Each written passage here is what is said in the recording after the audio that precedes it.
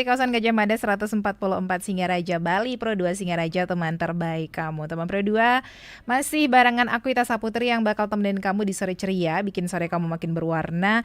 Dan aku sudah bersama seorang narasumber ya untuk sore hari ini. Mohon maaf agak sedikit lambat karena seperti biasa jalanan sedikit macet ya. Kita ketemu sama Made Indira Wardani. Halo, selamat sore. Halo Kak, selamat sore. Apa kabar? Baik Kak, baik banget. Oke, Indira ini udah nggak asing ya karena udah sering nih jadi bintang tamu di Sore Ceria. Ini adalah salah satu siswa dari SMA Negeri Bali Mandara ya, Benar, yang sekarang itu menjadi peserta kemah pendidikan karakter siswa SMA seprovinsi Bali 2024. Kapan itu kegiatannya? Kegiatannya itu mulai tanggal 29 sampai kemarin tanggal 31. 29 sampai 3 31 hari, Agustus. Iya. Lokasinya di?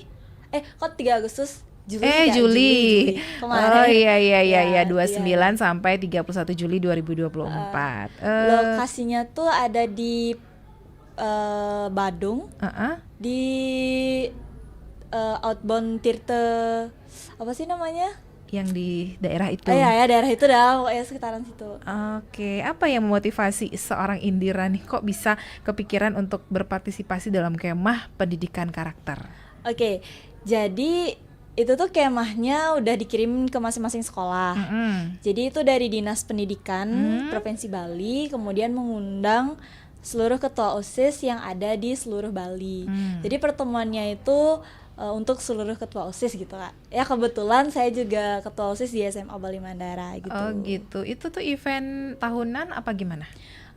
Untuk tahun ini baru. Baru pertama Jadi kali? ya pertama kali diadain. Maunya tahun lalu tapi karena ada COVID kayak masih ada fase-fase pembatasan kayak gitu, jadinya nggak jadi kan. Baru tahun ini diadain sama pemerintah Provinsi Bali gitu. Oh ini tahun pertama? Iya, yang seprovinsi baru ini. Oke, kegiatan kemah pendidikan karakter siswa SMA seprovinsi Bali. Wah, jadi kemarin kegiatannya apa aja tuh yang kamu lakukan bersama teman-teman ketua OSIS lainnya? Oke, jadi yang pertama yang saya lakukan itu pasti di sana nyampe registrasi seperti biasa ya. Kemudian kita packing terus naruh barang-barang. Ada sosialisasinya tuh banyak. Ada sosialisasi pendidikan karakter. Kemudian ada sosialisasi tentang narkotika, tentang stunting sama bullying. Kemudian setelah sosialisasi banyak banget. Hari keduanya itu kita diajak buat outbound. Seru banget. Di situ hujan lagi. Ya, outbound terus abis outbound itu penutupan dan besoknya tuh langsung pulang gitu. Oh, enak banget ya. Pengalaman baru apa gimana nih untuk kamu? Untuk saya pribadi kalau seprovinsi ini pengalaman baru sih ya, karena kan kita bertemu sama banyak banget ketua OSIS di seluruh Bali. Nah, nggak gampang kan, apalagi ketika kita melakukan satu kegiatan pasti di sana kita diminta buat kelompok kan, satu kelompok. Saya kelompok dari Buleleng campur sama Badung, terus campur sama Denpasar. Kita tuh di sana kayak harus nentuin ketua kelompok lagi gitu kan. Di sana kan leader ya. Pasti kita berpikir kayak, aduh gimana nih caranya biar semuanya itu bisa kayak, ayo kita bisa berkolaborasi gitu kan, karena kan masing-masing isi kepala orang tuh beda-beda ya situ. Jadi kita ditantang di sana gimana caranya biar kita tuh nggak aku aja yang jadi leader gitu, terus kamu bisa memberikan kesempatan kepada yang lain gitu. Jadi kamu kayak bisa memimpin seluruh ketua OSIS yang ada di Provinsi Bali kayak gitu sih Kak. Waduh, jadi diberikan tantangan baru kayak gitu ya, pengalaman baru juga jadi ikut kegiatan kemah ini. Nah untuk suka duka yang kamu alami selama kemah kurang lebih 3 hari sama teman-teman itu apa? Kalau sukanya itu pasti pertama bertambah relasi, pasti dong Kak ya. Iya pasti. Terus ketemu sama banyak-banyak temen yang notabene-nya itu mereka mempunyai visi yang berbeda di sekolahnya itu. Jadi kita di sana saling tukar pikiran. Diskusi kita di situ tuh enak banget. Karena kan kita di alam gitu Kak ya. Habis itu sekali lagi kita tuh makan di sana teratur 3 kali sehari, dan itu kayak makan pagi, breakfast, lunch, terus makan malam. kemudian ada coffee breaknya juga, jadi kayak terfasilitasi gitu, bukan kayak kemah-kemah seperti biasanya gitu kan, itu udah disiapin, jadi kayak jadi privilege banget nih, bisa makan udah disiapin tinggal makan aja kan gitu kan. Itu kemudian bisa ketemu sama orang-orang yang ternama, misalnya nih sama pengurus KPAD, ketemu sama dia, terus ketemu sama pembina-pembina di masing-masing kabupaten, jadi bisa langsung kayak kenal-kenalan gitu, itu sukanya. Tapi kalau pas dukanya itu ketika pas outbound, itu sedikit duka ya, karena kan kita kan outbound, tidak semua tuh berjalan dengan lancar, apalagi pas outbound itu kita beramai-ramai kan, hujan, terus tempatnya itu karena alam banget, jadi agak kayak susah gitu loh. Kita harus jalan ke air, terus turun lewatin jalan-jalan yang agak gimana gitu ya, naik turun gitu, terus sama beberapa anggota-anggotanya kan gitu, itu dukanya. Terus sampai ada beberapa anggotanya nangis kayak gitu kan, kayak aduh nggak bisa, capek gitu, gimana caranya biar semangat gitu sih. Itu sih kalau aku dukanya ya, jadi kayak lihat orang yang aduh nggak bisa gitu kan, jadi sedih juga gitu. Tapi kalau kamu sendiri gimana, bisa melaluinya? Bisa, semangat itu dah kan kebetulan juga pas outbound itu aku diminta buat jadi ketua mereka kan. Nah pas diminta itu kan lihat anggotanya kayak gitu, kita tuh harus tetap semangat dong, nggak mungkin dong kalau misalnya anggotanya sedih kita ikutan sedih, nggak ada yang bisa melalui semua ini jadinya gitu. Jadi di situ kita bawa santai aja, terus saya bersama yang lain yang masih semangatin yang sedih-sedih itu suka. Aduh, seru banget pastinya. Seru banget. Ya berarti kan artinya kamu ketemu teman-teman baru ya? Iya betul. Teman-teman yang memang belum pernah ketemu sama sekali. Nah, cara sosialisasinya kayak gimana tuh? Kalau pertama kita cuma lihat-lihat aja kan, karena malu-malu. Karakter cewek sama cowok tuh beda Kak. Kalau cewek tuh pasti perasaan banget, kalau aku ngomong enggak dia gini ya, enggak dia bilang aku so akrab gitu. Tapi kalau cowok-cowok tuh kayak langsung hai siapa namanya, kayak gitu langsung welcome gitu. Tapi seiring berjalannya waktu, kita tuh berusaha untuk gimana caranya biar kita nambah relasi yang lebih tidaknya tuh kita mutualan IG deh gitu, tahu nomor-nomor IG, nomor WA kayak gitu kan. Kenalan aja, cari langsung kayak pas antri makan, kita langsung kayak kenalan, halo namanya siapa gitu. Oh langsung gitu ya? Iya ya? langsung gitu. Terus pas mau ke WC gitu, mau mandi atau mau cuci muka itu kan ketemu orang lagi kan, langsung di sana kenalan. Walaupun sehabis kenalan kita duduk, kita lupa lagi namanya. Saking banyaknya ya? Iya saking banyaknya sih Kak, kita langsung lupa ini siapa ya gitu. Itu ada berapa peserta waktu itu? Ada 150 Kak. Wah banyak banget ya, SMA semua? Iya SMA semua. Waduh, oke. Untuk kamu teman Pro 2 yang mungkin mau tanya-tanya sama Indira, boleh banget, aku sudah buka di WhatsApp di 081 139 91054, atau juga mau komen langsung di YouTube kita di RR Singaraja Official, boleh. Kita tungguin ya sampai di jam 5 sore nanti. Teman Pro 2, jangan ganti frekuensi ya. Sore ceria, bikin sore kamu lebih berwarna. Pro 2, teman terbaik kamu. Teman terbaik kamu.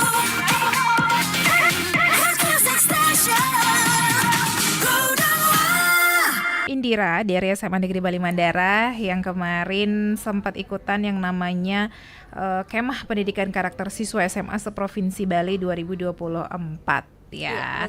Jadi kemarin waktu itu kan pasti yang namanya pernah ada berkelompok gitu. Nah, ada yang namanya beda pendapat nggak sih kamu sama teman-teman? Apalagi teman-temannya baru. Iya betul. Itu pasti terjadi ya Kak ya. Kita beda pendapat. Itu sering terjadi sih, tapi cara mengatasinya itu karena kan mungkin mereka itu udah jadi ketua OSIS kan. Apalagi saya, terus kita tuh udah ngerti kalau beda pendapat tuh harus bagaimana gitu. Jadi perbedaan pendapat kita tuh kadang-kadang kayak kalau misalnya banyak yang diam, kita langsung minta respon yang lain juga gitu kan, biar nggak saya sama yang lagi satu, biar jadinya kan sepihak tuh. Jadi karena kita kelompoknya banyak, tanyain dah satu-satu, gimana menurutmu, apakah pendapatku cocok atau pendapat dia gitu. Jadi mana banyakan suaranya itu yang kita pakai gitu. Jadi kita kayak udah berpikir udah biasa kayak gitu tuh. Jadinya lebih berpikir dewasa lah Iya, ya, nggak saling jambak-jambakan. Nggak sampai sih, kalau sampai citra seorang ketua OSISnya itu langsung luntur ya. Langsung luntur ya. Oke, kira-kira boleh diceritain dong pengalaman kamu kemarin, mungkin nih teman Pro 2 mungkin ada yang baru gabungan kan ya, pengalaman kamu saat mengikuti yang namanya perkemahan pendidikan karakter. Oke, pengalaman saya itu yang pertama saya mendapatkan banyak banget materi-materi dan pengalaman baru. Jadi materi yang saya diberikan itu tentang stunting, habis itu tentang bullying, dan tentang pendidikan karakter. Nah, di pendidikan karakter di situ saya diajari oleh narasumbernya, saya lupa namanya siapa, tapi Pak Madi kalau nggak salah. Dia ngajarin kayak kita tuh sebagai seorang pemimpin harus memiliki visi yang bagus gitu. Karakter kita juga harus lebih baik daripada yang lain sebelum kita memimpin. Kemudian kita juga di sana dikasih challenge berupa apa sih? Bukan tugas sih, kayak suatu lempiran. Kita tuh harus memecahkan masalah. Jadi kayak FGD itu, focus group discussion. Kita di sana dikasih permasalahan, terus kita langsung kayak ini PR buat nanti udah sampai di sekolah. Kan habis kegiatan kan kita pulang, nanti itu dilaksanakan di sekolah masing-masing. Kita tuh diminta untuk membuat program unggulan untuk membentuk karakter seluruh siswa di sekolah masing-masing. Misal kita mau buat kegiatan senam nih, senam apa gitu, senam profil pelajar Pancasila lah atau apa gitu. Jadi itu rutinitas. Kemudian mau buat program tentang literasi, misalnya kita buat tentang literasi keuangan atau gimana gitu, silakan. Yang penting nanti tujuannya ada, impactnya bagaimana dengan yang lain itu. Kemudian setelah sosialisasi tentang pendidikan karakter, itu juga saya diajarin tentang narkoba. Narkoba pasti gitu-gitu aja ya, tapi di sini kita diajarin kayak tugas dari seorang BNN tuh apa, rehabilitasi, kayak diajar gimana sih proses penangkapan orang yang terkena narkoba kayak gitu tuh. Terus dia bilang juga kalau narkoba itu banyak banget anak-anak muda yang terkena kayak gitu loh. Jadi dia juga bahas kasus-kasus di SMA sekian tuh ada beberapa siswa yang pernah kami tangkap gitu. Dia masih memakai baju sekolah dan dia membawa narkoba gitu. Sebenarnya dari pihak BNN bilang kalau kamu tahu ada temanmu seperti itu, kamu laporin aja sebelum nanti ditindak sama polisi. Jadi tugasnya BNN itu habis menangkap mereka bakalan ngasih rehabilitasi kayak gitu tuh, karena kan kita masih muda ya. Kalau langsung dipidana pasti kapok iya. Kalau udah kebiasaan, udah kecanduan susah ngilanginnya gitu kan. Apalagi dikumpul-kumpulin nanti sama narapidana yang udah dewasa-dewasa, pelajar terus campur sama dewasa, takutnya makin-makin gitu. Itu sih yang diajarin. Habis itu diajarin tentang stunting dan sekolah bergizi, sekolah sehat. Nah, di stunting kita diajarin kalau kita sebagai anak remaja kenapa penting harus disosialisasikan tentang stunting. Itu untuk generasi mendatang. Misal nih, kalau kita anak muda, kita sering makan makanan manis, terus jarang olahraga, mageran kayak gitu tuh, terutama cewek. Terus yang cewek jarang minum pil penambah darah kayak gitu tuh. Itu bisa menimbulkan generasi selanjutnya atau anak yang akan kita kandung itu menjadi stunting. Jadi itu tuh ada efek panjangnya gitu. Terus ada teman saya yang bertanya kayak, kenapa sih harus sekarang disosialisasikan, kenapa enggak ke generasi selanjutnya? Terus ibunya yang membawa acara itu bilang kayak gini, kalau bukan dari sekarang, nanti generasi selanjutnya itu bakalan makin banyak makanan berkemasan, makan makanan kayak gitu, yang instan kayak gitu. Jadi kalau misalnya kamu mulai dari sekarang udah diedukasi, terus kamu menghasilkan generasi yang bagus, kamu tahu apa yang baik dan tidak untuk anakmu, digituin. Habis stunting kita belajar tentang sekolah sehat. Nah, sekolah sehat itu kita ada 5 yang wajib ada di yang wajib ada di siswa. Yang pertama itu sehat bergizi, kemudian sehat imunisasi, kemudian sehat fisik, sehat jasmani, dan yang terakhir itu sehat lingkungan sekitar. Nah, jadi setiap sekolah tuh harus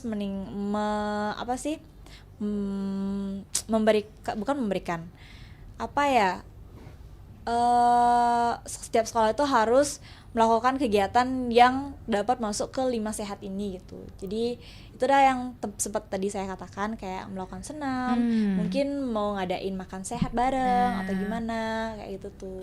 Ya. Kalau untuk programnya sendiri yang akan kamu jalankan sebagai ketua OSIS nih setelah kemarin ikut kemah apa nih? Jadi untuk yang di sekolah sehat itu sempat saya kepikiran kalau saya pengen buat setiap hari Jumat itu kegiatannya pagi itu P5, pendidikan profil pelajar Pancasila. Jadi saya ingin mengambil di sela-sela itu untuk membuat siswa-siswi itu agar mereka tuh bisa makan makanan sehat. Ya selain kita memberikan sosialisasi, kayaknya ya udah basi gitu ya. Kalau sosialisasi aja bingung, tapi kita langsung kasih mereka praktek. Kayak kita kasih mereka pagi kita minta berkelompok. Kebetulan sekolah saya itu sekolahnya sistem kekeluargaan, jadi kita udah punya keluarga, namanya tuh gerha. Saya rencana nanti per gerha itu mereka membawa menu-menu makanan isi piringku. Jadi kita nanti makan bersama di sana, kemudian akan kami dokumentasikan dan kami kasih tahu kalau ada yang bawa makanan yang di luar dari yang sudah ditentukan, bakalan kita kasih sosialisasi. Ini nih yang tidak boleh sering-sering dimakan. Karena kan kalau misalnya kita memberikan suatu pembetulan di mana dia itu salah di saat itu, pasti dia tuh langsung kayak merefleksi diri, terus kayak mengerti, oh benar juga, ini kalau banyak-banyak bisa cepet sakit kayak gitu kan. Dibanding kita hanya memberikan sosialisasi tentang gizi gini masuk, tapi untuk merealisasikannya, melaksanakannya itu menurut saya itu kayak jarang ya bakalan anak-anak muda apalagi kan. Mereka tuh pasti kayak FOMO ngikutin makanan-makanan yang ngetren gitu loh. Omongan-omongan luar tuh cuma 1-2 hari, besoknya lagi 3 hari yang tuh pasti lupa deh gitu. Iya, itu aja sih Kak. Harapan kamu apa sih setelah kamu kemarin mengikuti yang namanya kemah? Kira-kira ada nggak sih satu hal yang bisa kamu pelajari? Jadi yang saya pelajari itu adalah gimana caranya biar sekolah saya itu punya program yang terstruktur. Jadi ini bukan hanya untuk saya, karena saya lagi 4 bulan udah purna kan Kak ya. Jadi untuk regenerasi selanjutnya, nah saya mau nanemin ke adik-adik saya yang mau jadi OSIS, terutama jadi ketua OSIS, bahwa kegiatan yang sudah saya dapat, pengalaman saya sudah dapat, saya sharing, saya bantu biar mereka bisa menjalankan program-program yang sesuai dengan arahan dari pemerintah Provinsi Bali, Dinas Pendidikan Provinsi Bali. Jadi gimana caranya biar adik-adiknya itu ngerti bahwa hal-hal ini tuh perlu loh ada di sekolah gitu. Pencegahan bullying terutama ya Kak ya, dan juga masalah stunting. Karena kan yang paling banyak di sekolah kasusnya tuh ya sekitaran sana. Generasi sekarang kan memang kayak gitu, kayak itu aja sih. Ada beberapa pertanyaan yang masuk di WhatsApp kita di 081 139 91054 yang mau ikutan nih, nanya-nanya sama Kak Indira katanya. Selamat sore ya untuk Desi yang mau tanya dong Kak Indira, gimana sih kakak menerapkan nilai-nilai karakter dalam kehidupan sehari-hari? Terima kasih Desi. Jadi menerapkan nilai-nilai karakter ya. Jadi kan kita tuh sebagai siswa menerapkan nilai-nilai itu pasti diajarin di sekolah dulu kan. Yang paling kecil deh dari keluarga gitu. Yang pertama tuh kita harus konsisten dalam kehidupan sehari-hari. Misalnya kita mau bangun terus besok mau kemana gitu. Jadi mau bangun aja kita udah tahu tujuan kita kemana. Dan yang pertama kita harus tahu tujuan kita tuh mau kemana. Nah di situ kita baru bisa menanamkan karakter-karakter, misalnya karakter yang disiplin, bisa manajemen waktu kayak gitu tuh. Jadi kita tahu skala prioritas kita di mana. Kemudian selain di kehidupan sehari-hari, di sekolah pun juga sama kan. Di sekolah kita harus menerapkan karakter yang ya jangan terlalu mementingkan diri sendiri lah, jangan terlalu mementingkan prestasi dan lain sebagainya. Prestasi itu harus diimbangi dengan berorganisasi. Seiring berjalannya waktu, saya yakin ketika semua itu seimbang, kita tahu nih posisi kita dalam menanamkan karakter-karakter itu seperti apa. Pesan saya satu sih, jangan hanya menanamkan karakter kepada diri sendiri, tapi berikan juga imbas kepada orang lain. Misalnya kita berbuat A, kita memberikan contoh. Misalnya saya peduli dengan anggota-anggota saya, terus saya peduli dengan lingkungan saya. Terus nanti ketika orang lain tidak sengaja melihat itu, pasti mereka melihat, oh Kak Indira aja kayak gini gitu. Boleh dong gitu. Apalagi baik, baik banget nih kegiatannya seperti ini, karakternya Kak Indira baik gitu. Bisa jadi contoh lah kayak gitu. Itu sih kalau dari saya. Oke, ada Ayu juga yang mau tahu dong, Kak Indira gimana sih caranya untuk berkontribusi untuk menciptakan lingkungan yang positif di sekolah? Berkontribusi menciptakan lingkungan yang positif di sekolah. Jadi kalau di sekolah itu kan, kalau kita melihat lagi tentang karakter seluruh siswa itu berbeda-beda. Dan kalau mau ngubah pun susah kan kalau di sekolah. Kalau emang dari kehidupan atau keluarga kecilnya itu udah ya agak sedikit amburadul kayak gimana gitu, itu susah banget ngerubah. Jadi kalau saya punya strategi, saya itu memilih orang-orang yang mempunyai positive vibes. Jadi dia tuh kayak karakternya yang baik kayak gitu. Jadi saya kumpulin orang-orang yang berkarakter baik, kemudian yang agak sedikit gimana-gimana gitu, saya minta dia tuh ngikutin yang baik-baik gitu. Jadi saya kumpulin yang baik, kan ada 1 orang atau 2 orang yang sendiri nih kayak merasa, oh kegiatan yang aku lakukan tuh nggak ada yang ngedukung gitu loh, cuma aku aja gitu. Jadi kan mereka nggak mau kan, apalagi di sekolah, kan susah banget. Aku nggak mau gitu. Mau tidak mau mereka pasti bakalan ngikutin hal-hal yang orang-orang lain yang memiliki hal-hal yang positif, walaupun terpaksa ya, tapi kan mau tidak mau, daripada dicap jelek banget. Kadang anak muda itu mereka sebenarnya takut, tapi gini, apa sih namanya, sosok pemberani kayak gitu, nyari perhatian lah, caper gitu. Tapi mereka ngelakuin tindakan itu, tiba-tiba kalau udah ngelakuin udah kejadian mereka takut gitu, nggak bertanggung jawab, kayaknya susah gitu. Di situ dah kayak saya merasa bahwa nggak bisa nih kalau misalnya kita agak sedikit, kalau bahasa kasarnya ya, kucilkan lah gitu. Kan demi untuk membuat perubahan yang positif ya, kita kumpulin orang-orang yang positive vibes, terus kita ajak berkegiatan. Jadi kayak kita tuh nggak terlalu merhatiin si dia gitu. Dia pasti berpikiran kayak, kok aku sendirian gitu, nggak ada yang mau ngedukung kegiatanku yang aku mau gedor-gedor pintu nih kayak gitu tuh, aku mau buang sama sembarangan kayak gitu. Lingkungan yang positif. Terus di situ pasti dia bakalan ngikut ke yang lain gitu sih. Tapi itu butuh proses, Kak. Iya, memang butuh proses yang panjang ya. Betul. Ada satu lagi yang mau tanya, Kak Indira, menurut Kakak arti tanggung jawab itu apa sih, dan gimana cara menghadapinya dalam kehidupan sehari-hari, apalagi di sekolah? Tanggung jawab ya. Tanggung jawab itu menurut saya pribadi ya, pandangan saya, tanggung jawab itu ketika kita melakukan sesuatu, kita tahu konsekuensinya seperti apa. Jadi yang pertama, seperti yang saya sempat katakan tadi, kita tidak boleh takut dengan apa yang kita lakukan. Jadi kita harus percaya diri. Misalnya nih, saya diberikan tanggung jawab menjadi pengurus OSIS. Nah, di sana pasti ada banyak tantangan dan juga banyak ketakutan-ketakutan yang terjadi kan. Yang pertama, jangan takut salah. Jangan takut salah. Karena kita sebagai manusia, kalau kita takut salah, terus kita ngikutin itu aja, kita tuh nggak bisa berkembang. Dan kita nggak tahu itu harus bagaimana. Nah, itulah yang menyebabkan banyak orang itu tidak bertanggung jawab. Nah, ketika kita berani salah nih, di situ kita bisa belajar. Oh, ternyata salah saya tuh di sini. Dan besok-besok kalau ada kegiatan, saya bisa maksimalin nih, biar nggak kayak gini lagi. Itu namanya tanggung jawab. Jadi yang konsep pertama itu jangan takut salah, itu aja sih dari saya. Oke, terima kasih Indira, sudah beberapa pertanyaan disampaikan ya jawabannya untuk teman-teman yang sudah nanya. Mungkin yang terakhir yang ingin Indira sampaikan untuk teman Pro 2 ataupun pemirsa YouTube yang lagi nonton kita hari ini. Oke.